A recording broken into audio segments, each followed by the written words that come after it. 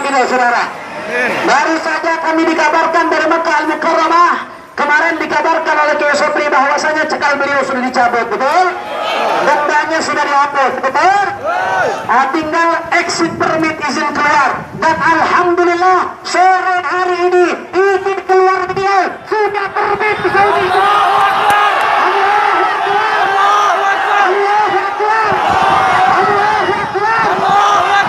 Insyaallah sebentar lagi beliau umumkan tanggal kepulangannya. Tunggu kabar resminya. Beliau sendiri yang akan buat video mengumumkan kepulangannya. Insyaallah siap ikut komando beliau.